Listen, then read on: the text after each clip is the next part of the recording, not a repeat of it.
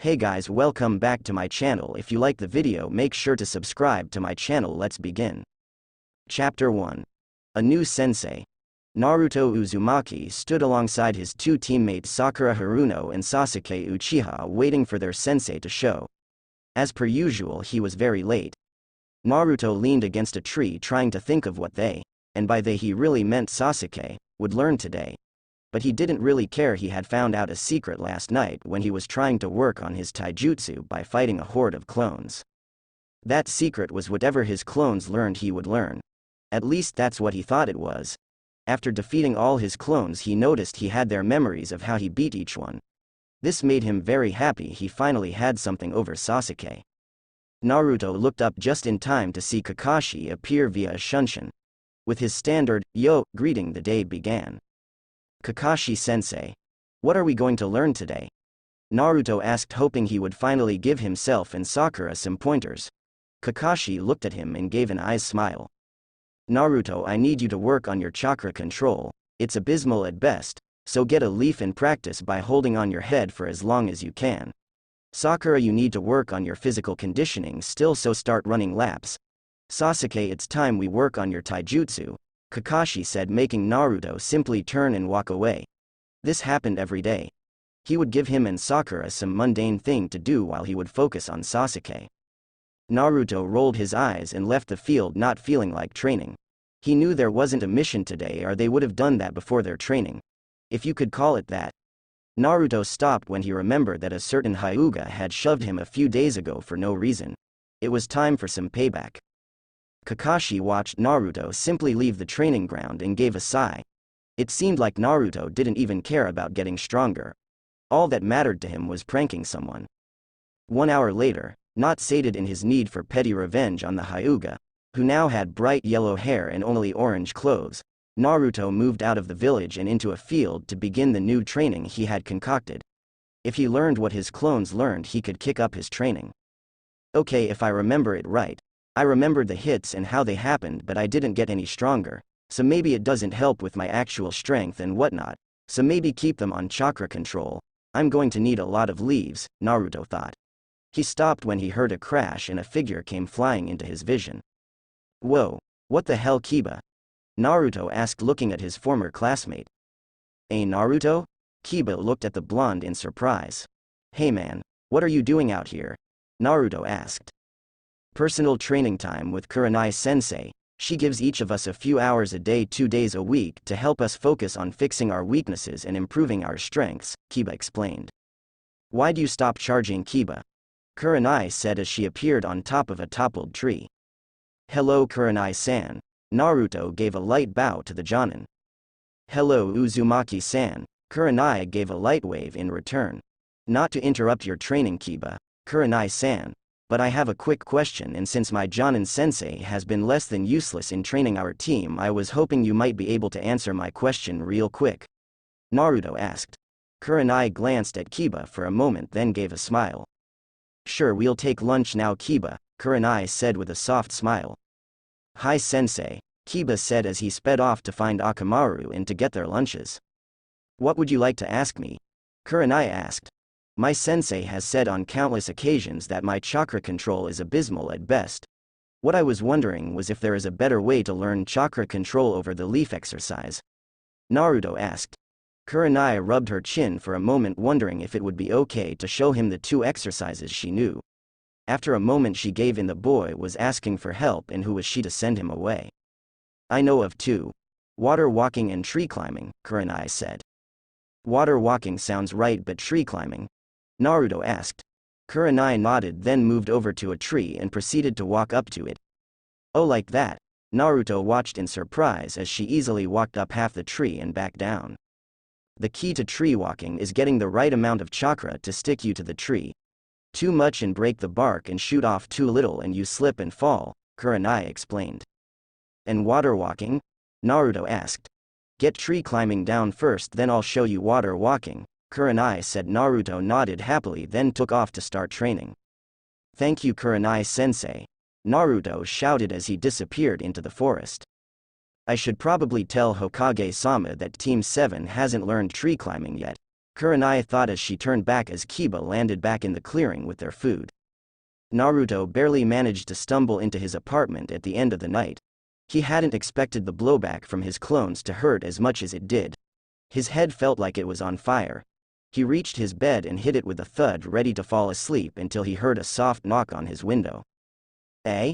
Naruto asked as he opened the window to see an Anbu. "Hokage-sama wishes to see you tomorrow morning at 10, the Anbu said. "Understood," Naruto said with a nod. The Anbu vanished and Naruto fell asleep. The next morning, Team 7 stood before the Konoha Council. Well, 3 people weren't much of a council, but that's what they went by. It was Homura Mitokado, Kaharu Udatane, Danzo Shimura along with the Hokage Hiruzen Sarutobi. The 3 genin were all confused as to why they were standing before the Hokage and his advisors. "I assume you are wondering why you are here?" Hiruzen asked. The 3 simply nodded. Even Naruto knew it wouldn't be a good idea to run his mouth, and waited to be told why. "What the council and myself have decided to do is every 6 months the genin teams that are in the rotation will be brought in here from evaluation," Hiruzen explained. "These evaluations will work as such. We will hear from each of you one at a time about your progress on your team. Nothing you say will be told to your teammates. These evaluations are meant to be a one-on-one kind of work. We want honest answers and responses. Now if you 3 will step out. We will be starting with Kakashi." Hiruzen finished and the 3 genin moved out of the room. Naruto sat waiting still. Kakashi had gone first, then was dismissed. He had told them their day was done once they were free from their meeting. Sakura opted to go second since she was the girl.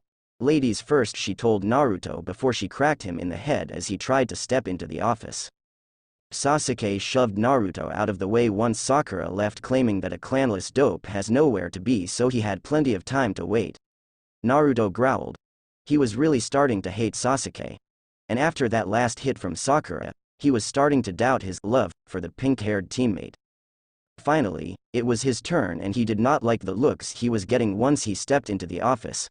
Homura, Kaharu, and Danzo all looked upset while Hiruzen looked indifferent. Yup, he definitely didn't like those looks. "So Naruto, like the others, we will tell you what Kakashi said about you first. And if he was right, I am quite disappointed in you. Kakashi seems to believe that you don't take your training seriously and opt to pull pranks rather than train," Hiruzen said.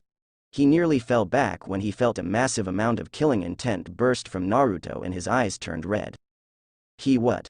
I train harder and more than both the pink-haired bitch and the pampered bastard combined," Naruto all but roared. "I'm the one that trains until his bones crack," he added. "Calm yourself." Hiruzen spoke. He didn't like Naruto losing his cool like this. It was dangerous, to say the least. "No. I've been the happy-go-lucky dope long enough. I am sick and tired of my team looking down on me. You want to know what I think? Haruno is a useless piece of shit. She doesn't help on missions, always claiming it's not a girl's job to pick vegetables or hoe a field.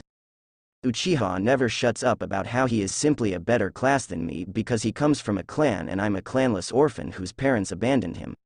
As for Hatake, he hasn't trained me at all. I've trained myself. Whether it is by my ninjutsu or taijutsu. All Hatake does is train Uchiha. That emo bastard has gotten 2 Kaiten jutsus and taijutsu training while I've gotten jack," Naruto screamed.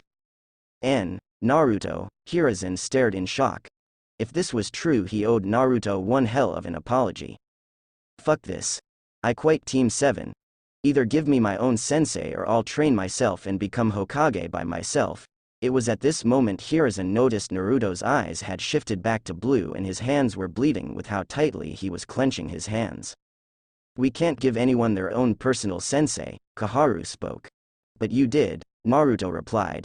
"Hatake hasn't trained me or Haruno. You might as well have made him that bastard sensei and sent us up shit creek," Naruto added. "Naruto, calm down now." Hiruzen's words instantly affected Naruto. His anger all subsided instantly and his face fell. His eyes were filled with sorrow rather than rage.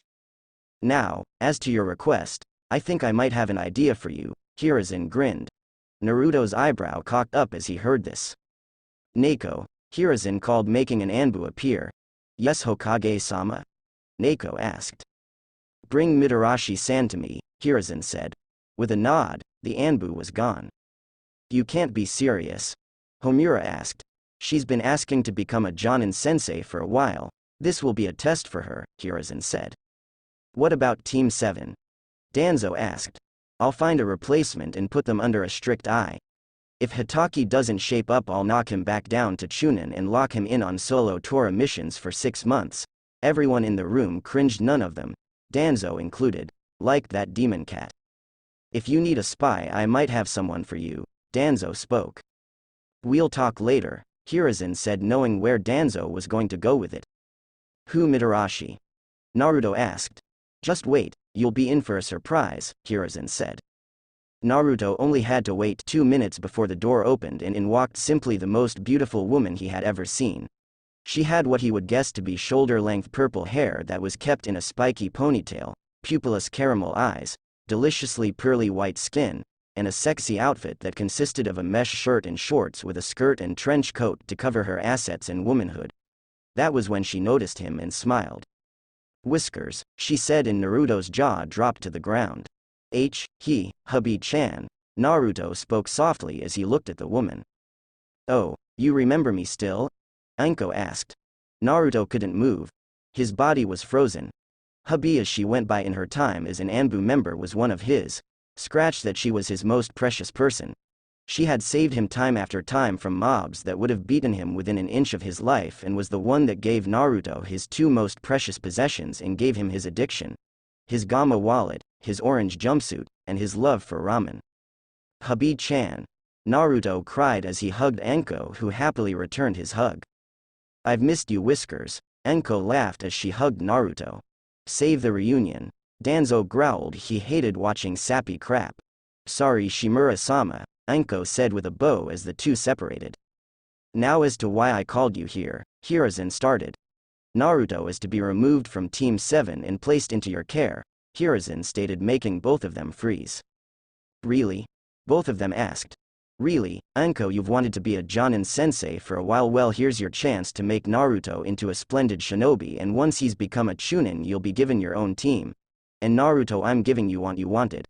A solo sensei, so no more pranks, eat right, and train hard. Prove to me that Hitaki was wrong, Hiruzen said.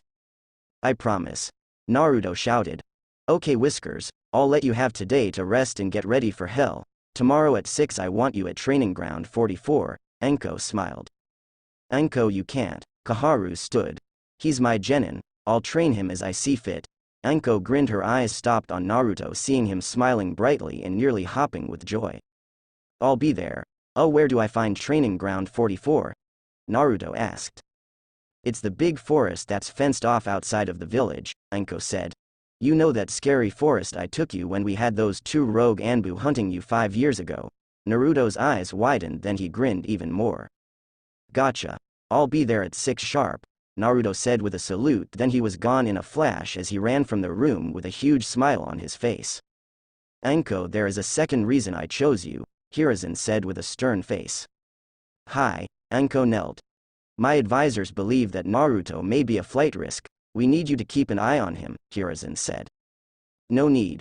Whisker would never leave Konoha, Anko said. And you know this? Homura asked. Yup, when he was 6 he proclaimed he would be Hokage, and though I doubt he remembers the second half of his promise, if he did he wouldn't be able to hug me without blushing. What was the second half? Hiruzen asked. That I would be his wife, Anko chuckled. Now how could he achieve those 2 things if he left? Anko added. Hiruzen chuckled lightly at the smile on her face. Mitarashi-san, you cannot take a genin into the forest of death under any circumstances, Kaharu said. He's been there before, like you've heard, and I distinctly remember Orochimaru Teme training me in there, and Jiraiya-sama trained the 4th and his team in there at one time as well, Anko replied. But, enough. Anko is within her rights as a sensei to train Naruto as she deems fit, Hiruzen said. Now Anko, you are dismissed.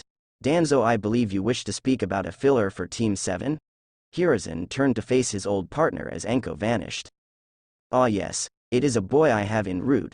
I'd like to test to see how one of my root agents files back into society, Danzo explained. What is the boy's name? Hiruzen asked. Sai, Danzo replied. Very well, bring him. I'd like to meet him before we deploy him, Hiruzen commanded. Danzo nodded and left the room to retrieve him. The next morning, Team 7, Kakashi stood before his team once again. They were within the Hokage's tower. What was confusing to Kakashi was that Naruto was nowhere to be seen. The Hokage will see you now. Kakashi nodded and lead his team into the room. He would have to find and scold Naruto later. "Ah, good time today," Hiruzen said as he put down a field report. "Now to why I called you here today." Not to interrupt Hokage-sama, but Naruto is not here yet, Kakashi spoke. "That is the reason I asked you here. Naruto has demanded to be removed from Team 7, Hiruzen said, making all three stop in surprise. "So in being removed I called you here to give you your new teammate. Sai, please come in," Hiruzen said. A moment later a young pale boy with black hair and eyes stepped into the room. He was dressed in a pair of black pants, and a black jacket that had one short sleeve and one long sleeve. "Hokage-sama, what's going to happen to Naruto?" Sakura asked. "We had one of our Tokubetsu Jonin volunteers to train him. If she hadn't he would have been sent back to the academy," Hiruzen answered. "That doesn't seem fair. He quits our team and is rewarded by getting a solo teacher," Sasuke said with a growl. "You'd best revise that tone, Sasuke," Hiruzen said, leveling just a taste of his ki on him. Sasuke froze as he felt the powerful wave hit him. "Of course, my apologies, Hokage-sama," Sasuke said weakly. "Apology accepted. Now you three have to get acquainted. Off with you," Hiruzen said with a soft smile. Forest of Death. Naruto stood before Anko deep within the Forest of Death. Naruto glanced around. He could see several beasts just beyond the tree line. "Okay Whiskers, here's what we are going to do," Anko said, getting Naruto's undivided attention. "First we are going work on your taijutsu and find a few ninjutsu that plays to your style," Anko explained. "Wait, you mean you're not going to just have me focus on my chakra control?" Naruto asked. "Why should I?" Anko asked. "I don't know, that's just what Hatake did," Naruto replied. "Well, I'm not him, so how about you get in your taijutsu stance and we start there," Anko said. Naruto nodded and took his stance. Anko's jaw just about hit the ground upon seeing it. It was the worst stance she had ever seen. "Okay, we're stopping already. Your taijutsu is useless. We're throwing it out. We'll have to find you a style," Anko said, making Naruto look down ashamed of himself. "Sorry sensei," Naruto said shyly. "It's not your fault. Your academy teachers and your Jonin sensei should have fixed it," Anko said before an idea hit her. "Now I want you to hit me as hard as you can." Naruto looked at her oddly for a moment, then ran at her, cocking his fist back as he did. Anko grinned right up until his first hit her stomach. Doubling over instantly, Anko realized something. He hit like a bull. After nearly coughing up blood, Anko slowly worked her way back to her feet. "Holy shit," was all Anko managed to say as she looked at a very worried Naruto. "Are you okay, sensei?" Naruto asked. "Have you always hit that hard?" Anko asked, still holding her stomach. She already figured she'd have to see a doctor to make sure she was okay. "I don't know, I usually lost my spars because I wasn't fast enough," Naruto said. "Well then we know what to work on for the moment. We're going to get your speed up and get you a taijutsu style to match that freakish punch you got. And I know just who to go to," Anko said with a grin. Chapter 2. Genso Ken. Naruto followed his sensei down a road as she seemed overly secretive about where they were going. Anko glanced over her shoulder to see Naruto following her just like she used to follow the snake bastard. It both warmed and worried her. She liked having a student who was 100% ready to follow her, but she didn't want a blind follower either. "Naruto stops for a moment," Anko said. Naruto nodded and stopped following. "Is something wrong, Anko-sensei?" Naruto asked. "What does sensei mean to you?" Anko asked. "A sensei is someone who should teach their students or underlings the best they can so they are ready for what is to come, but also must be willing to adapt to each underling," Naruto replied. Anko blinked for a moment, not expecting an answer like that. "And should you follow your sensei's words?" Anko asked. "Of course. Unless your sensei is demanding you do something you're not comfortable doing, then you should tell them and refuse to commit the act," Naruto replied. Anko nodded, then started to move again. "Just checking, let's move," Anko said. "Hi," Naruto said and followed. Anko and Naruto stopped once they reached a training ground. Anko tapped her foot a few times before she pulled out a kunai and whipped it at a tree. Naruto blinked in surprise when he heard the tree yelp and a girl fell out of it. Naruto looked over at her, seeing she had brown hair kept in a pair of buns and was wearing a pink button-up shirt with green pants. "Where's Guy?" Anko asked. "Guy-sensei should be back from his lap any second now," the girl said with a huff. "Your stealth was fine, by the way. It's just not easy to sneak up on a snake," Anko said as a brown snake slithered out from her coat. "Whoa, when did you summon him?" the girl asked. "Mitarashi-san." A voice echoed out as a green blur landed in the field. "What brings you out here on such a youthful morning?" "Hey, Guy, I was hoping to ask for your assistance in finding a proper field for my genin's taijutsu," Anko said, pointing at Naruto. "Ah, you've gotten your first genin, congratulations," Guy said loudly before looking at Naruto. "Kame-san?" Naruto asked, suddenly making Guy smile brightly. "Ah, you remember me?" Guy asked, giving his shining smile. "How could I forget you?" Naruto asked. Naruto remembered Kame.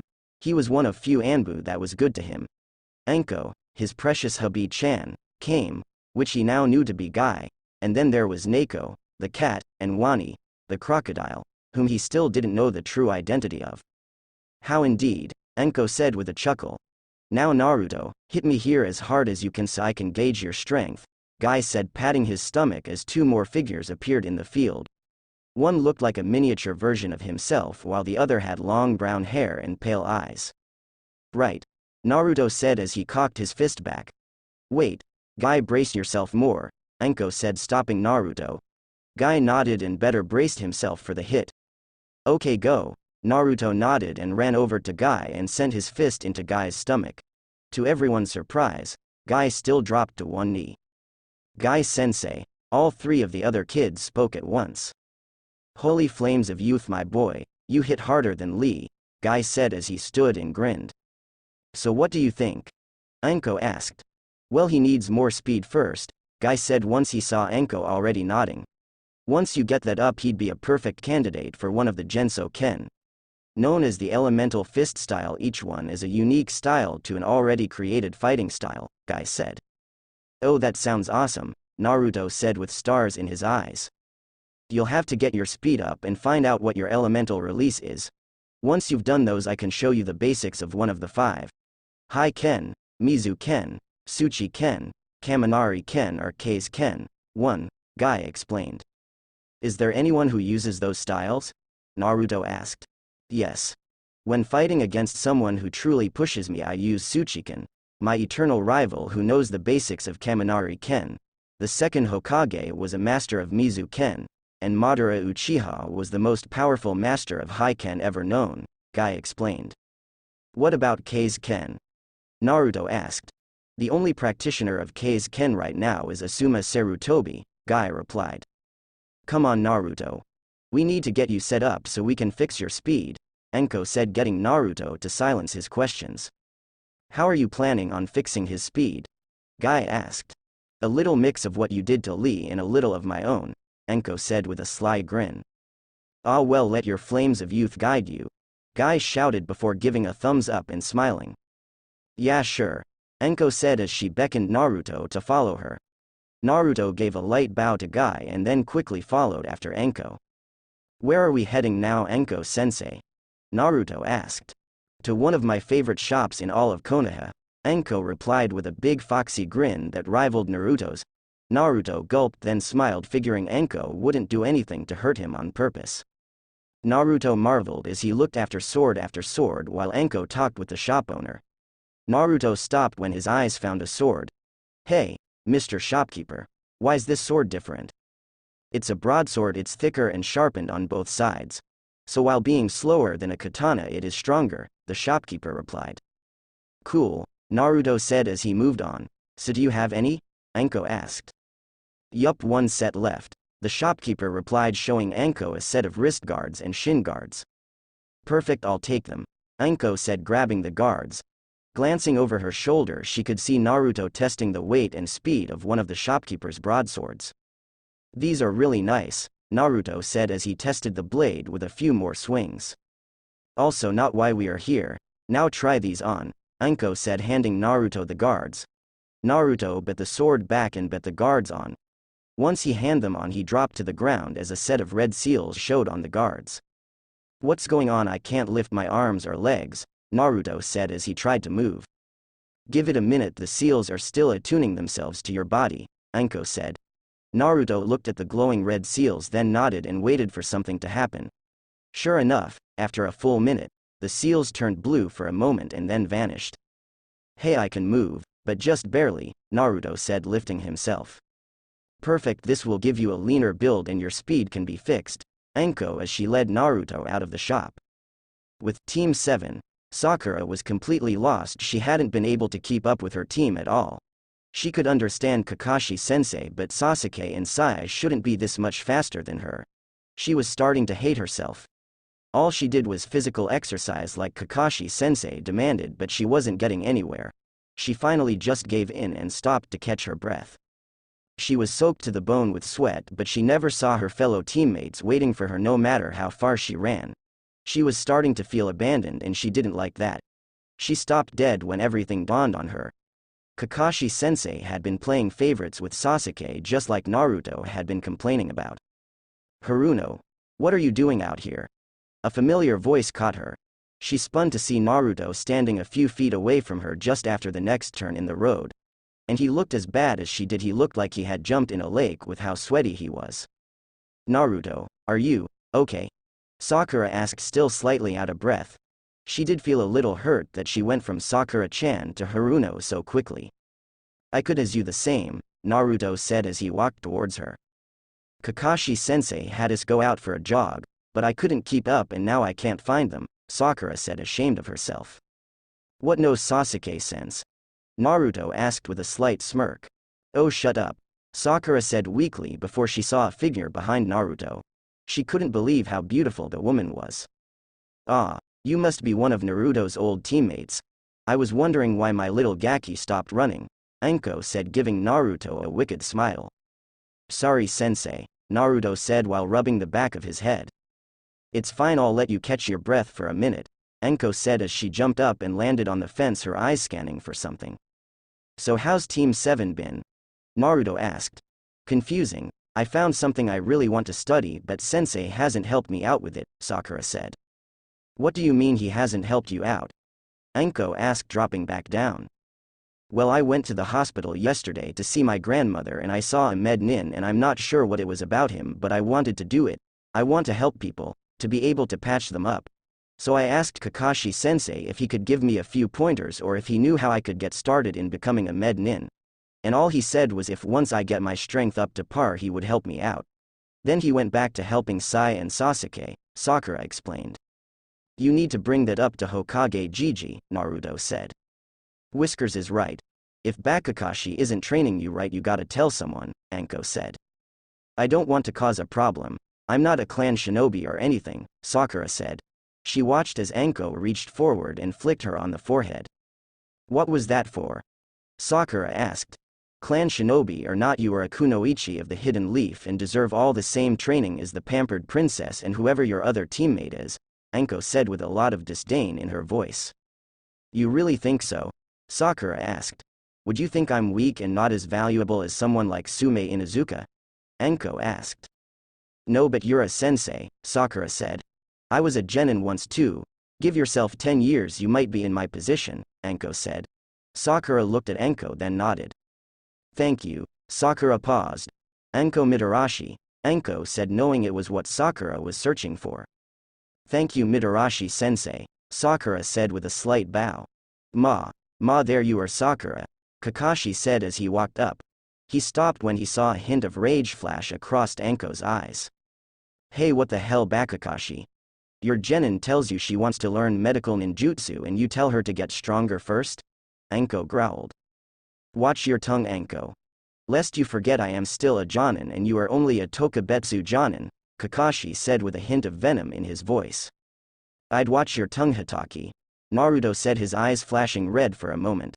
I won't have you insulting a real sensei. Know your place, Uzumaki, Kakashi said with a growl.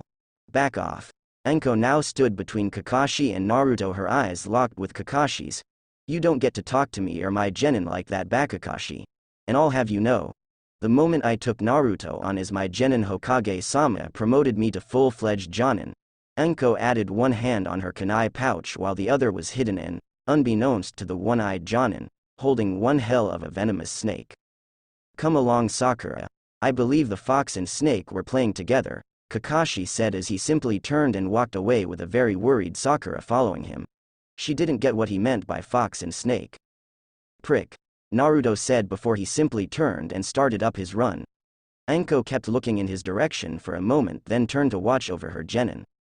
1 hour later, Naruto had finally finished his training for the day and dropped down to the ground panting heavily. Can you move still? Anko asked. Barely. I'm not sure I'll be able to walk home, Naruto said weakly. Good, let's go, Anko said. Anko-sensei, you're a slave driver, Naruto said as he pushed himself up.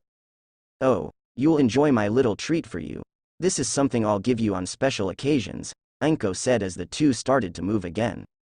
Naruto couldn't believe what he was seeing. Anko stood before him clad only in a towel. Naruto couldn't take his eyes off her. Who could really? Anko smiled and stepped out of the room, getting Naruto to follow like a mindless hormonal teenager set on seeing boobs. Ah, that feels good, Anko said as she sunk into the hot waters of the onsen. Naruto still blushed heavily as he sat next to her in the water. Anko rested her head back, feeling slightly good about herself. She had pushed Naruto to his limit, scared Kakashi away, and was currently threatening to give her genin a bloody nose that might just kill him. All in all, it was a good day.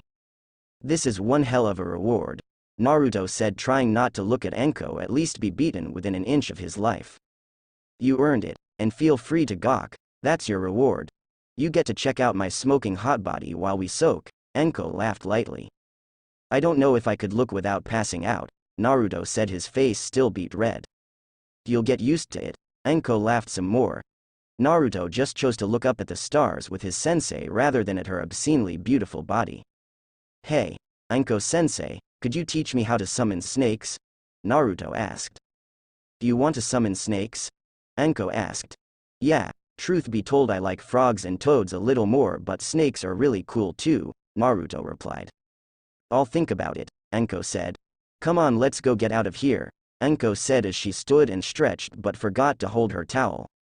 Naruto looked over just as the towel fell off her form. Anko grabbed the towel but was a second too late and Naruto got a full frontal view of her naked body. Before Anko could say a word, Naruto was out cold with a river of a bloody nose as he mumbled about seeing an angel. Anko just shook her head and picked up the unconscious boy. A 4-year-old Naruto stood looking up at a masked woman smiling brightly. Through her mask hid her face, she smiled as well. So you want to be Hokage, eh? Anko asked. Yeah. I'm going to be Hokage, then I'll make Hubby-chan my wife, Naruto said, making Anko's face turn bright red under her mask. I'm sorry, what? Anko asked. You heard me, Hubby-chan is going to be my wife, Naruto said as he hugged Anko. And we'll have a big family and we'll be super happy, Naruto added, still smiling happily. I don't think you'd really want that. By the time you're Hokage I'll be old and wrinkled, Anko said. Then we'll just have to get married before I become Hokage, Naruto said defiantly. You're really set on this, aren't you? Anko asked. I never break my promises, Naruto said. Fine, when you get old enough you can try and marry me, Anko smiled. Naruto shot up from his bed panting heavily. His mind was reeling. He remembered that promise now. What he had said to Anko before he knew she was Anko. Naruto dropped back onto his bed smiling and shaking his head. How did I forget something like that? Naruto asked himself as he laughed lightly. His face then turned red as he tried to figure out how he was going to look at Anko without blushing anymore, with this now added on top of seeing her naked for a brief moment. Naruto dropped back and closed his eyes, trying to fall back asleep, not even noticing how easy it was for him to move compared to when he first put the weights on. 1 month later, for 1 month Naruto was put through a daily hell of training. Each day his weights would be increased a little and they would run longer and spar harder. Anko made sure she adjusted Naruto's meals. He was only allowed ramen once every other day. His diet had gotten a complete overhaul thanks to Anko's ever-watching eye on him. And all her work was paying off. Naruto was in the best shape of his life and he didn't even know it. He didn't realize how heavy his weights were or the fact that Anko would up her game the moment he came close to hitting her. She wasn't stupid. She wasn't about to take a hit unless she truly couldn't dodge it. And thanks to Guy, Naruto was now the second person in Konoha that was learning and using Kei's Ken. And what shocked Guy the most was how easy it came to Naruto. It was as if the style was made for him. With each passing session, Naruto became more fluid and evasive just like the wind itself. Guy praised Naruto continuously for his amazing skill with something most jonin don't even take the time to learn. Naruto had evolved himself over time. Gone was his orange jumpsuit. Replaced by a pair of black pants with orange lines running down the sides, a sleeveless orange shirt that bore the kanji for wind on the back.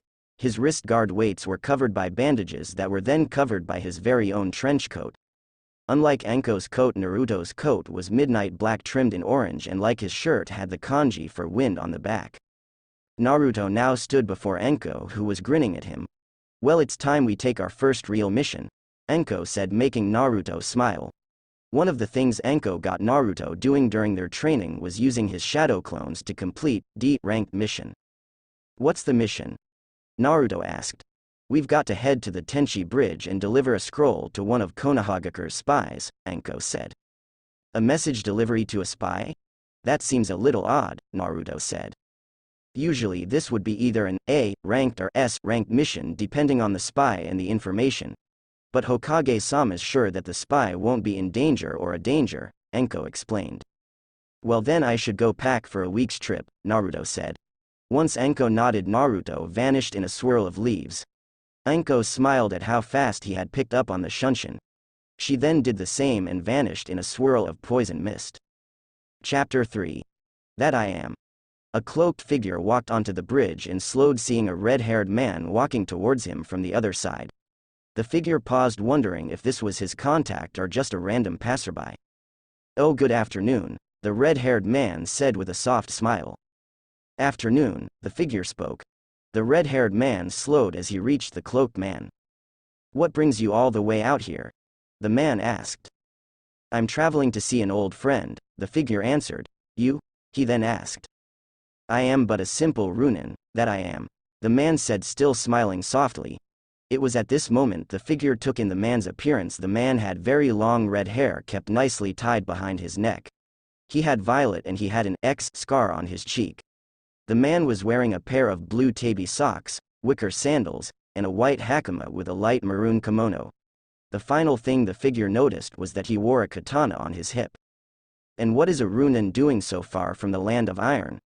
the figure asked. "I've looking for a peaceful place to lay my head, that I am," the Runin replied as he offered his hand to the man. "Himura Kenshin," the man smiled softly. "Uchiha Itachi," Itachi said, shaking Kenshin's hand. "That name sounds familiar," Kenshin said as he cocked his head slightly. Itachi nodded in response. "I'm the one that wiped out an entire clan in the Land of Fire," Itachi replied. "That is a horrible thing to do." "That it is," Kenshin replied. "I had little choice. I am not here to defend myself to a stranger," Itachi replied. "Of course, I'll be on my way," Kenshin said as he started to pass by Itachi. Another few minutes passed as a feminine figure appeared before Itachi. "I take it you're my contact," Itachi said. Anko gave a nod and the figure reached for its hood. Anko stood in shock seeing Itachi of all people. "What the fuck?" Anko said as she jumped back grabbing a kunai. "I assume you weren't expecting me," Itachi said with a blank stare. His eyes widened for a moment before he quickly ducked, narrowly dodging a sword and a body as they passed him. "Now that is impressive. A henge I couldn't see through," Itachi said as the red-haired man had reappeared for a moment before Naruto was revealed. "Stand down, Naruto," Anko said. Naruto growled but nodded and moved behind Anko. It had taken all of his control to not make a face when he'd first heard the name. "Good control over your genin," Itachi said, still showing any emotion. Anko paused, then tossed a scroll to Itachi. The moment the scroll was within range, Itachi destroyed it. "Scrolls from Sarutobi Sensei are always brown with a yellow border," Itachi said as his eyes moved to Anko. "Trying to test me?" "Needed to be sure," Anko said before she tossed him the scroll he had described. Understandable, Itachi said as he pocketed the scroll. A word of warning, Uzumaki. Others have made the same. Henju have. Continued use of it can cause split personalities, Itachi said before he vanished by use of his murder of crows. What in the blue hell was that? Why is Itachi a spy? He wiped out the Uchiha clan and he's a spy for us? Naruto asked in shock. I don't know, we'll have to ask Hiruzen when we get back, Anko said as the two turned only to find a rather large group of bandits moving towards them. Oh great, that bandit group we passed caught up to us, Anko said having remembered passing the group with little difficulty on their way to the bridge. Should I scare them off? Naruto asked with a slight grin. Oh, this I have to see, Anko said taking a step back. Taju Kage Bushin no Jutsu, Naruto shouted as roughly 100 Narutos appeared. Henge no Jutsu, all of the Narutos called out. All of the Narutos became cloaked in smoke and slowly faded, revealing a massive squad of warriors. Each one wore flannel skirts and held weapons ranging from broadswords and shields to large two-handed swords. Each one held a different look. Some had short black hair, some had long blonde hair, but all wore blue war paint. The bandit group stopped dead seeing the miniature armor of near-naked men clad in skirts. What the hell is this? The head bandit said taking a step back. Invictus Manio. The horde cried out as they charged at the bandits. Anko burst out into laughter when the bandits started to trip over themselves as they ran from the strange horde of men. After a few minutes, Naruto returned laughing his head off. So what was that? Anko asked. I call it my shadow clone horde ability. As for their appearances, they came from a book Kiba told me about. He said it was bloody and had a lot of death in it. The people were called Celts, I think, Naruto explained. And what was it you shouted? Anko asked. Invictus Manio. It means, I remain unvanquished, Naruto answered. Not bad. Now let's get home, Anko said. Naruto nodded and the two left the bridge. Back in Konoha, 2 days had passed and Sakura sat waiting to talk to the Hokage. She didn't want to rat out Kakashi, but she wanted to learn and he wasn't helping. She looked down for a moment before she heard someone call her name. Haruno-san? Sakura looked up to see Sai walking toward her. Hi Sai, Sakura said with a soft smile. Why are you here? Sai asked. I'm waiting to talk to the Hokage, Sakura said. Why are you here? Sakura asked. Same, Sai said sitting down next to Sakura. This was hands down the longest conversation they had ever had between each other. But that didn't stop Sakura from liking Sai a little. What could she say? She had a thing for dark-haired pale boys. What do you need to talk to the Hokage about? Sakura asked. I'd rather not say, Sai replied. Sakura nodded. Yup, just like Sasuke, he ignored her. Haruno-san, the Hokage will see you know, the Hokage's secretary said. Sakura nodded and stood up. Ah Sakura, what can I do for you? Hiruzen said looking up from his last report for the day. He waited for a moment but she said nothing. He quickly figured out she was nervous about something. I wanted to, Sakura started before she stopped. It is fine, you can tell me anything, Hiruzen said. I was kind of hoping I could get a solo sensei like Naruto, Sakura said getting Hiruzen to sigh. Has Kakashi not been training you? Hiruzen asked. Yes and no, he trains me but not in what I want to learn, Sakura replied. And what is it you want to learn? Hiruzen asked. Medical ninjutsu, Sakura said. Hiruzen smiled happily to see someone interested in the art. His face quickly changed as he thought over Kakashi. I warned him about neglecting, Hiruzen said as he rubbed his brow.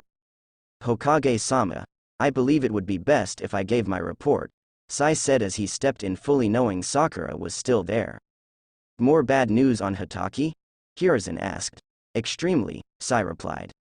With a nod, he cleared his throat and began. Kakashi Hitaki has shown little to no interest in training Haruno-san even though she shows great admiration in becoming a med nin. He focuses too heavily on Sasuke Uchiha and me. I believe he knows I am to report to you and was hoping by giving me the extra focus I wouldn't see how he ignores Haruno-san. My recommendation is to remove Hitaki from the sensei program and place him back in Anbu or his Jonin rank. He is not fit to train. As for the three of us, I recommend that I return to Root. Haruno-san is appointed a sensei fit to teach her medical ninjutsu, and Uchiha-san complete removal from the ninja program. Sai finished his long report. I will come back to the rest of that report. But first, why do you wish to return to Root? Hiruzen asked. I was trained to be emotionless and I find myself emotionally compromised for reasons I don't understand, Sai replied. How so? Hiruzen asked. When Hitaki-sensei ignores Haruno-san for instance, I find myself becoming angered at him, Sai answered, making Sakura's face go red. Any other instances? Hiruzen asked. One in particular, said replied. Flashback. Sakura stood facing Sasuke. She was ready for this. She had been training herself for this. To be able to fight someone she cared out. As a shinobi, she had to understand that just because she liked them or that they were friends, they could also become enemies. Sakura took a slow breath and the match began. Sasuke shot forward ready to attack. And to his, Sai's, and Kakashi's surprise, his attack missed. As did the second, third, fourth. In fact, he found himself unable to hit Sakura. The pinkette was dodging everything he threw at her. What's going on? Sasuke growled. Sakura smiled as she dodged another attack and backflipped a ways off. I've admired you for a long time, Sasuke-kun. In doing so I've learned how you attack and how you move, Sakura said with a smile. Her obsession with Sasuke has finally come into use. She was all but untouchable when Sasuke tried to hit her. Bullshit, Sasuke shouted as he ran in and started his attacks up again. Sakura did the same and dodged each attack, but this time she added in a punch of her own and caused Sasuke to stumble backward and lose his footing. He had become so enraged by Sakura knowing all his attacks that he got sloppy. And now it would cost him. He fell back, hitting the ground hard, and quickly felt a weight on his chest. He looked up to see Sakura over him with a knee on his chest and her fist inches from his nose. Looks like I win, Sakura smiled happily. With a near happy cheer, she got off Sasuke and let him up. Well do, Sai started to say before Sasuke flipped to his feet and launched the hardest punch he could at Sakura, who was miles off in her victory to notice. It was at the last moment that she saw his fist. With all his might behind his punch, he nailed Sakura right in the face, instantly knocking her out and slamming her to the ground. Before Sasuke could say a word, he found himself in the same situation he had put Sakura. Sai's fist was in his face before he could react. And just like Sakura, he took the hit and was smashed into the ground. But unlike Sakura, he kept his consciousness. He looked up to see a rage-filled look in Sai's eyes. That is not how you act after losing a spar, nor is it how you should treat a teammate, Sai said before he moved over to Sakura, making sure she wasn't severely hurt. Flashback end. And Hitaki did nothing? Hiruzen asked. Sai shook his head, answering him. How long ago was this? Hiruzen asked. In answering him again, Sai looked to Sakura, who refused to look at them. Sakura, how long ago was this? Hiruzen asked. A while, Sakura lied. It was yesterday. She's using a henge to hide her bruise, Sai said, making Sakura look away more. Sakura, show me this bruise, Hiruzen said with a stern voice. Sakura made a hand sign and the henge faded. What Hiruzen saw made him visibly look away for a moment. Her right eye was nearly swollen shut and all around it was dark purple to black. The bruise covered a good portion of the right side of her face. Hokage-sama, Anko, and Naruto wish to speak to you. The secretary tried to warn him before the door burst open and the two entered. Okay, we're back and we need answers, Anko said. She froze when she saw Sakura. This wasn't going to be good. And boy was she right. Naruto stopped dead seeing the bruise on Sakura. Sakura, who did that to you? Naruto asked. It was a mission, Sakura said, trying to cover for Sasuke. And here I thought Naruto was bad at lying, Anko said. Sasuke, Naruto all but growled. Naruto, you are to stay put. Sasuke will be handled by me, Hiruzen said, making all of Naruto's rage subside. The Hokage could do far worse than he ever could. Now I will speak with you two in a moment, but first. Sai, please take Sakura to the hospital to have her looked at. Sai nodded and took a hold of Sakura's hand and pulled the now blushing Sakura out of the office. Hiruzen then places a seal on the wall and the pattern quickly spread over the room. With a nod he let them know they could now ask. Itachi? Was all Anko could think of to ask asked. Yes, sit and I will explain, Hiruzen said. The next morning. Sasuke Uchiha stood before the Hokage visibly sweating. He'd never thought that something like this would happen to him of all people. He wasn't sure what he had been summoned for, but he didn't like the looks he was getting. I'm not going to sugarcoat this. I'm putting you on probation. If you step one more foot out of line, I will seal your chakra away and remove you from the ninja program, Hiruzen said, making Sasuke look at him in shock. What have I done to deserve this? Sasuke asked. The main accusation was the overuse of force in your spar with Haruno-san. From reports from both Haruno-san and Sai, you had clearly lost, and instead of taking your loss with humility, you lashed out and attacked Sakura, Hiruzen said. She should have let down her guard. A real enemy wouldn't let her celebrate, Sasuke said. She would have killed or incapacitated a real enemy. A friend and teammate, all she should have needed to do is just pin you, Homura said. Do you want to know how much damage you did, Haruno-san? Kaharu asked. How much could a single punch do? Sasuke asked. Let's see.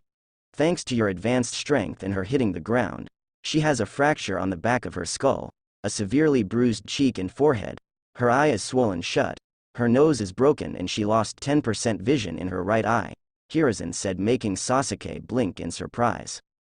All from one punch? Sasuke asked. You don't seem to understand. Yes, she is a kunoichi, but Haruno-san is still a young girl. Add the fact that until recently she hadn't been taking her training seriously. You might as well have punched a civilian girl in the face, Kaharu said. If she can, you're done defending yourself. As of this moment you are on probation and Team 7 is shelved until we find you a third teammate, Hiruzen said.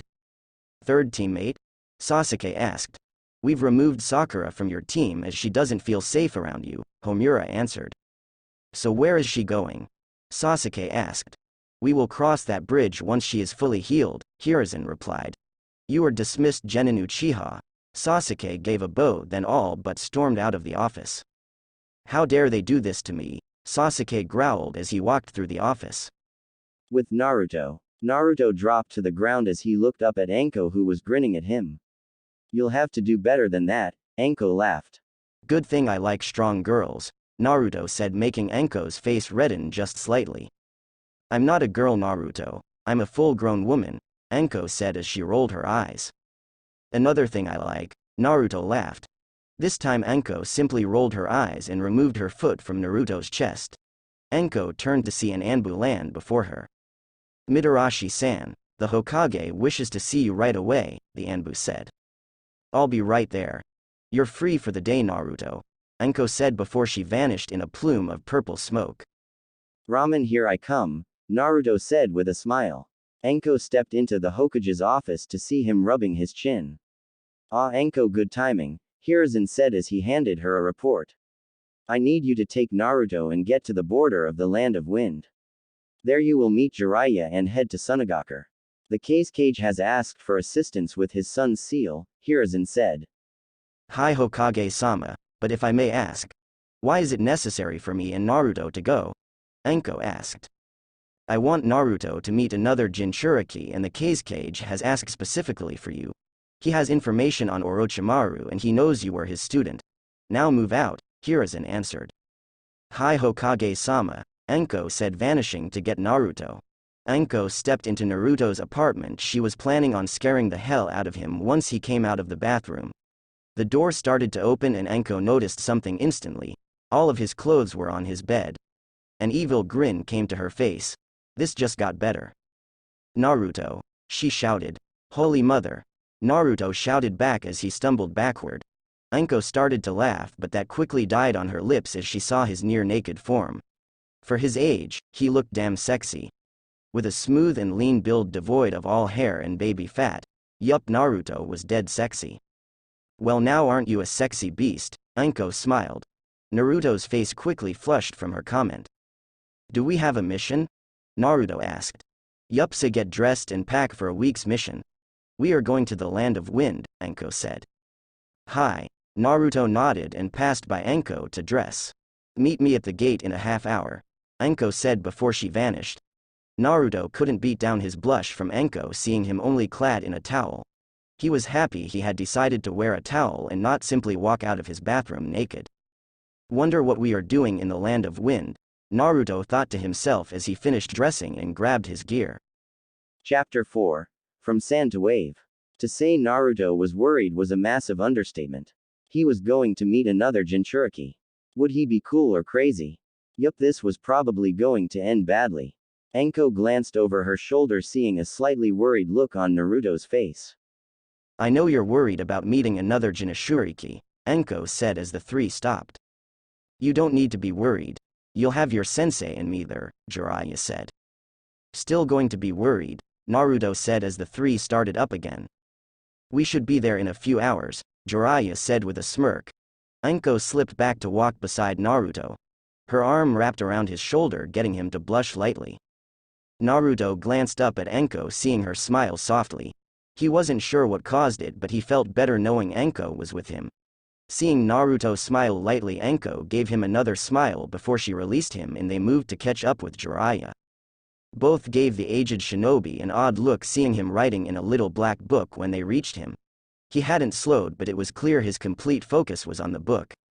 Anko wondered if it was the next Icha he was writing. She held back a smile, remembering when she caught Kurenai reading the very series she chastised Bakakashi for reading. Jiraiya suddenly put all his work away and looked back at them. Let's pick up the pace a little, shall we? Jiraiya asked with a nod from both of them. They took off towards Suna. Back in Konoha, Sakura was completely red-faced. Her best friend, Ino, had found out she had a thing for Sai and would not stop picking on her about it. I mean, come on Sakura, look how pale he is. It's like he's never seen the sun or something. I'd half expect him to sparkle or something, Ino said with a joking voice. I get it, Sakura said, starting to get angry. I don't think you do, Ino grinned.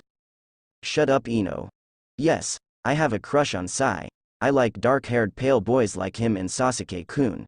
You may not, but I do. Also, he's actually really nice to me, he's just bad at showing it, Sakura snapped, now glaring at Ino. Do you really like him then? Ino asked, still smirking.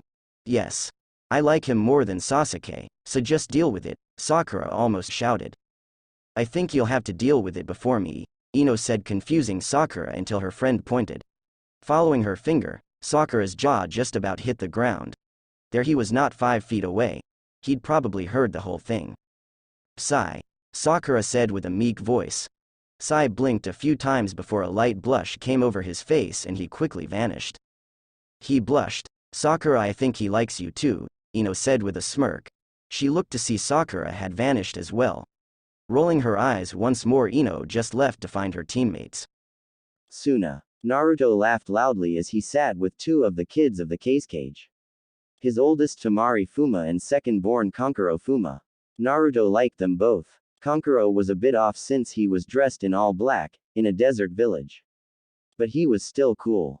Tamari, on the other hand, was all around attractive to Naruto. What could he say? He liked older women. I have a question for you, Naruto, Tamari said, getting the blonde's undivided attention. Shoot, Naruto replied. Is it normal for a genin to have a solo sensei in Konoha, or are you a special case? Tamari asked. Special case. My first sensei ignored me and didn't put much into my training. I complained to Hokage Gigi and he decided it was best for me to have my own sensei. Anko was chosen because she had been asking to become a sensei. It's kind of a test for her, Naruto explained. Hokage Gigi? Are you guys really related? Kankuro asked. No, he just helped me out a lot when I was little. I was an orphan thanks to the Kyuubi's attack, Naruto said. About that, how did the Yondaime kill it? Tamari asked. Suddenly Naruto's face changed and he sighed. He didn't, Naruto said, giving them both a strange look. Tamari got the hint instantly and Kankuro followed a moment later. It's sealed in you? They both asked in a hushed whisper. Naruto nodded. He was expecting the two to leave at a quick pace, but both stayed. So how are you not crazy? Kankuro asked. My seal, unlike your brother's, is not just strong, it's the strongest there is. Powered by the Shinigami itself, Naruto said, making both of them go slack-jawed for a moment. Tamari was the first to regain herself. So do you think Jiraiya-sama can fix Gaara's seal? Tamari asked. Naruto thought about it for a moment, then nodded. If anyone can, he can. He's the best Konoha has to offer in the way of fuinjutsu. Naruto said as he kicked back, happy that the two didn't turn cold learning he was a Jinchuriki. How long do you think it will take? They've been at it for what, 4 hours now? Kankuro asked. He's getting close, a voice said, startling the two. Naruto just smiled as his sensei appeared next to him, taking the open seat by him. Have there been any improvements yet? Temari asked. Yeah, he went from being held under to sleeping on his own and snoring, Anko said, letting them know that there was hope in the future from the broken family. A.N. Ohana bitches. Both Temari and Kankuro seemed happy knowing that their family might be savable. Anko looked to see Naruto smiling happily for the first time in a while. Sure, he smiled a lot more now, but this one was one of true acceptance. Meaning that Temari and Kankuro knew what he was and hadn't turned away from him. This was good. Naruto finally had a couple of good friends. Come on, Naruto. It's time we check out for the night. We'll have an early day back to the Leaf tomorrow. Naruto nodded and said his farewells. Jiraiya sat back with a long sigh. He gave a nod to Rasa, letting him know he was done. Rasa moved over to look at the new seal that covered his son's back. He was taken aback when he saw it was completely different. I had to completely rebuild the seal while you had the Shukaku out. There were contradicting seals and double redundant seals on top of each other. Now it's one cohesive seal, Jiraiya said as Gaara's eyes slowly opened. I can't hear mother anymore, he said with an air of relief. It felt like a massive weight had been taken from his shoulders. The deafening voice was gone, and with its dispatch, everything was clearer. He looked at his father, seeing a genuine smile on his face. I think it is time I explained a lot to you, son, Rasa said, causing Gaara to look at him in shock. He had never been referred to as a son before. With a nod from Gaara, the two sat and began to talk. Jiraiya had already seen it was time for him to leave. The next morning came quickly and Naruto stood saying his goodbyes to Temari and Kankuro. He turned to Gaara, but before he could say anything he heard Gaara ask him a question. What is it you fight for, Uzumaki?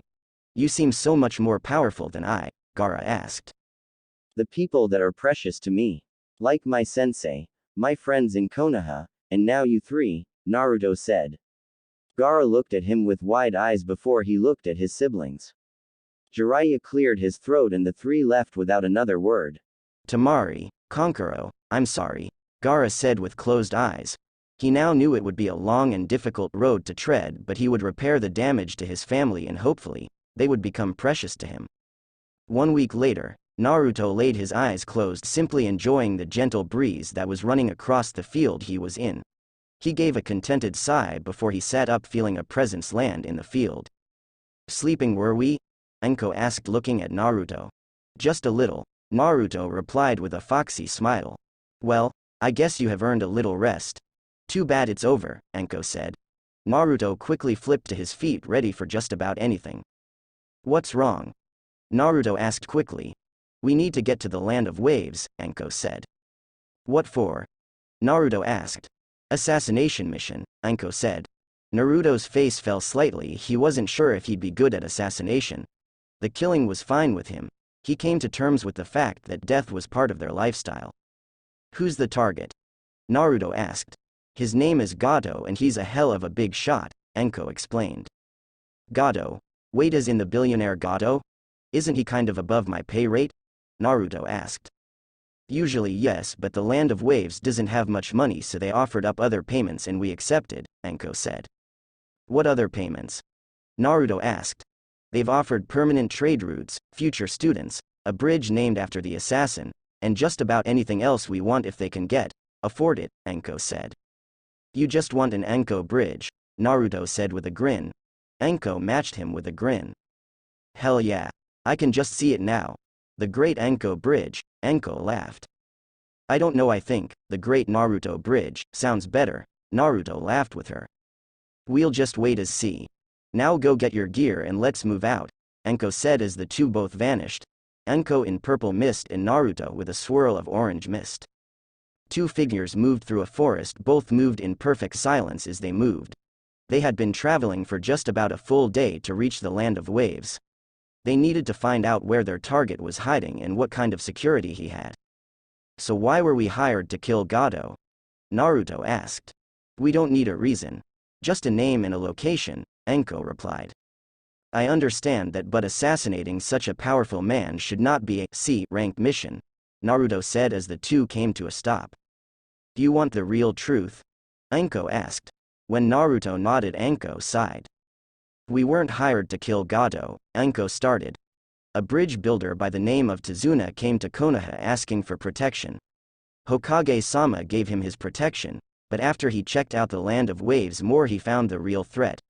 So he took it upon himself to rid the world of Gato, so no bridge, no trade, just an assassination, Anko finished. Once we kill Gato, can we see which team is protecting this Tazuna? Naruto asked. Sure, Anko said before the two took off again. Gato's base. A short fat man in a black suit walked through his base heading for his office. He grinned as he passed room after room of hired mercs. He was going to have Tazuna, Zabuza, and that boy Haku all killed by the end of tomorrow, and nothing would stop the plan he set forth. Reaching his office, he let his bodyguards wait outside while he went to work. Once I get rid of this damned bridge, the Land of Waves will be mine forever, Gato laughed. His laughter died on his lips as he felt something sharp and cold touch his neck. He looked to see a mess of blonde hair and crystal blue eyes. Speak a single word and you're dead, the blonde said. Gato quickly nodded, too afraid to speak. The blonde smiled before he spun the chair and pointed at the safe. Gato didn't hesitate to jump up and open it, hoping it would save his life. Once the safe was open, the blonde saw what he expected. A rather massive amount of money and several other very legal-looking papers. Looking to Gato, Naruto made a quick sweep and the man's head left his shoulders before he could scream. Anko laid back in a tree waiting for either Naruto to exit the compound or alarms to go off. She knew the one thing Naruto had was stealth. How else could he outrun and hide from Anbu? And she was right. Not even 2 minutes after he entered did she see a single figure slip out of a window and make its way towards her. She smiled, seeing a mess of blonde hair. So how'd it go? Anko asked. Naruto smiled and held up 2 scrolls. What's the second? Anko asked. All the money he had in his safe, figured the Land of Waves could put it to use, Naruto said. Anko smiled and patted Naruto on the head. Well, aren't you Mr. Nice Guy? Anko laughed. Come on, you said we could see what team was guarding Tazuna. I want to check it out, Naruto said, getting a nod from Anko. Okay, let's go, Anko said, and with that, the two vanished. In Konoha, Sasuke leaned against a tree as he watched Sakura. He was told by Kakashi to see her training. He had said she'd taken to her new training. If this was true, it was something Sasuke wanted to see. So far he wasn't impressed. She was just practicing her kunai throwing in her hand seal speed. He was just about to leave when he heard Sakura speak up. You can come out now, Sakura said, causing Sasuke to freeze. Did she know he was there? You're getting better, a voice replied. Sasuke looked to see Sai stepping out from behind a tree. What kind of spar shall we do today? Sakura asked. Pure taijutsu. Let's see if we've fixed those holes, Sai said as a soft and real smile came over his face. Want to make it interesting? Sakura asked. What were you thinking? Sai asked. Sakura smiled before she spoke. Loser treats the winner to all they can eat at their favorite restaurant, Sakura suggested. Sounds fair. All I can eat tofu sounds nice, Sai said as he took his stance. Sakura quickly followed suit. What followed impressed Sasuke. For 15 minutes they fought and Sai only managed to hit Sakura 3 times. She was getting better and better. He felt jealously rising in him seeing how she was improving. Time's up, Sai said as he flipped backward. Sakura gave a long sigh before she smiled. Looks like you won, Sakura said. Yeah, 3-1, Sai replied. Once they were both dusted off, they left the training ground in the single least expected manner.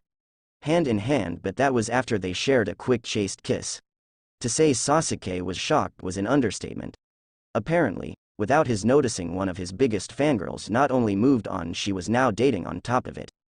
Shaking his head once, he tried to figure out why he cared. Once he couldn't figure out the reason he chose to take over the training ground and train for a while himself. Back in low, with a drunken burp, Tazuna sat taking a break from working on the bridge. He still couldn't believe that he got 3 kids and a woman to guard him. This was just unacceptable. He was just about to argue his point again when the girl in the group jumped up and took a stance. "Kurenai-sensei, we have two incoming fast," the girl said. "Can you tell who it is, Hinata?" Kurenai asked. "Not yet, their faces are hard to make out," Hinata replied. "I know that scent, it's Naruto," Kiba said. And sure enough, after a few more seconds, a blonde mop of hair appeared on the bride. He smiled seeing who it was. "Anko-sensei. It's Yuhi-senpai," Naruto shouted. Kurenai cracked a grin seeing her best friend appear beside Naruto. "What are you two doing here?" Kurenai asked. "Hokage-sama sent us to." Naruto stopped and looked up at Anko to make sure it was okay to talk about his mission. Once Anko nodded, Naruto finished his sentence. "Assassinate Gato." Tizuna's mouth dropped open hearing that. "And did you?" Tizuna asked. "Yup, I have proof of death in this scroll," Naruto said, holding up a scroll.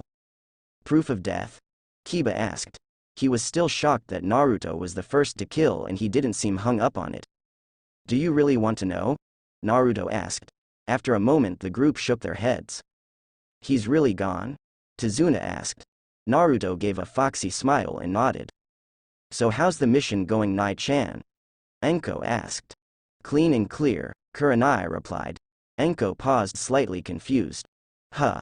That's actually a little surprising since Gato had a price on Tizuna's head," Anko said as she thought. "I'd have to guess whoever he hired is buying his time," Naruto replied. As if on cue, a heavy mist started to flow in. "Sensei, this mist has chakra in it," Hinata said in fear.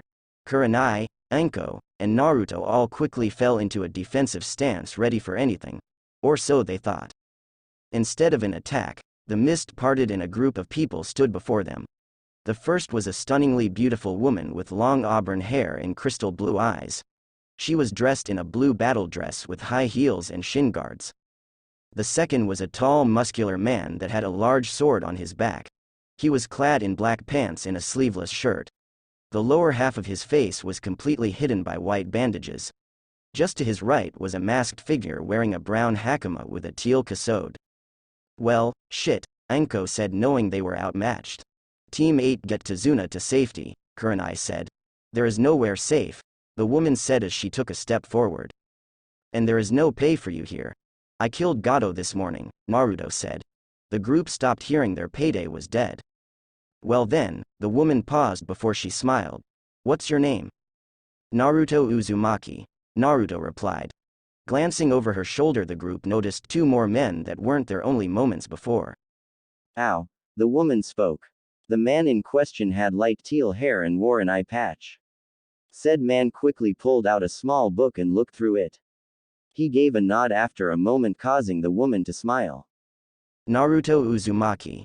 Jinchuriki for Konoha. Due to his appearance, most other villages believe he is an unknown child of the fourth Hokage," Ao spoke, causing Naruto, Anko, and Kurenai to freeze. Naruto looked to Anko, then to Kurenai, and the look in their eyes instantly told him that he was indeed the fourth son. Why wasn't he told this? Why did they hide it from him? Looks like he didn't know, the man with the large sword said with a laugh. Naruto glared at the man, his eye lit with rage. He was royally pissed now and needed to blow off some steam. "Naruto. Don't," Anko shouted a second too late. The boy vanished from view, making everyone gasp. "Zabuza. Above you," Ao shouted. Zabuza looked up just in time to see Naruto coming at him with an axe kick. Bringing his arm up to block the hit, Zabuza simply laughed, right until the hit connected. Zabuza's eyes shot open as the sickening sound of his arm breaking rang out. "No way," Mei said as Zabuza threw Naruto back and his now broken arm fell to his side. "Who the fuck is this kid?" Zabuza asked, looking at his broken arm. He was pissed now. He had underestimated his foe and it cost him his arm for now. The group looked to see Naruto glaring at them, but his once blue eyes were now crimson and the marks on his face became more pronounced. His nails grew out, as did his teeth, turning them into claws and fangs.